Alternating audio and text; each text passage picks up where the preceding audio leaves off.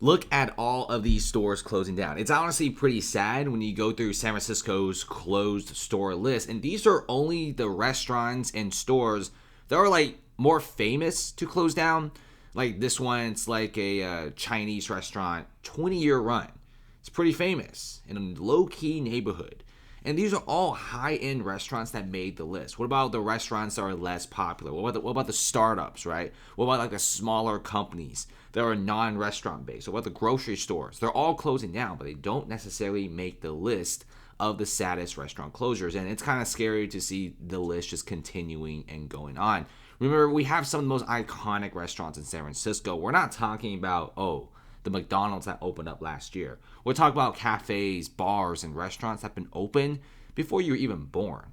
And they're finally closed down in San Francisco. Like, the homelessness situation is pretty bad. I mean, people walking through San Francisco and it literally looks like this 24/7. Seriously, think about it. Do you want to open a restaurant in this area? Probably not. Do you want to live in a place like this? Probably not. And is the city doing anything? Absolutely not.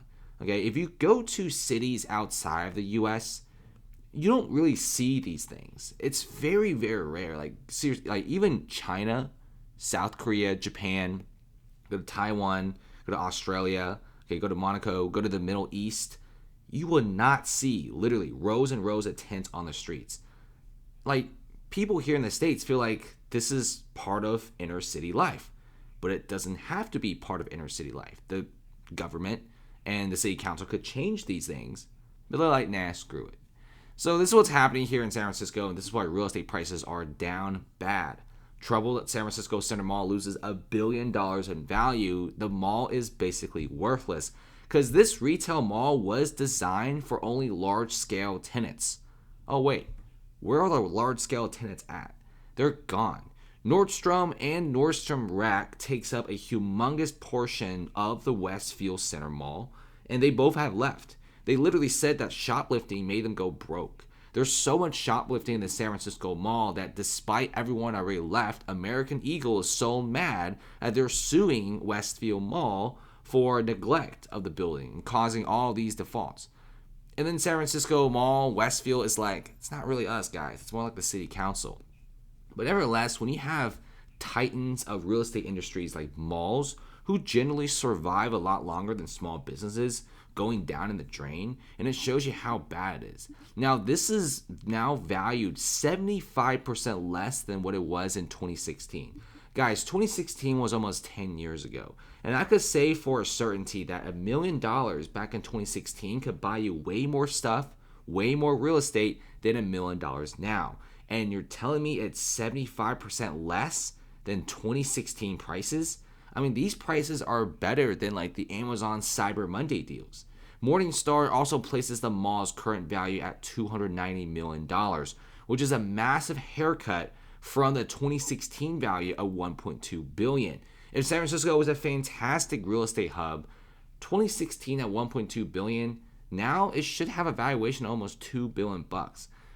And I know what some people will say, malls and commercial real estate are dead.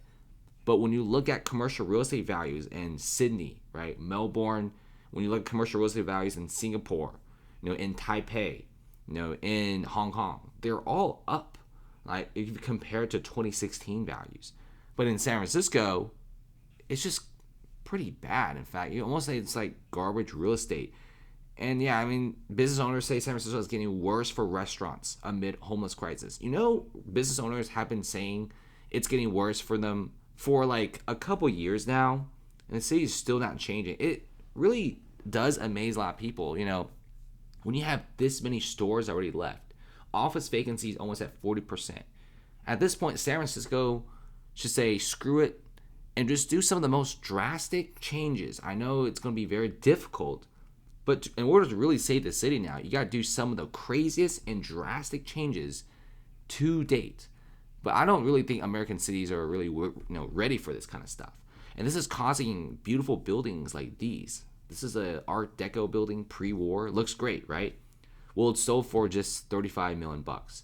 2016 it was $83 million, so almost 10 years ago, and now it's sold for $35 million bucks.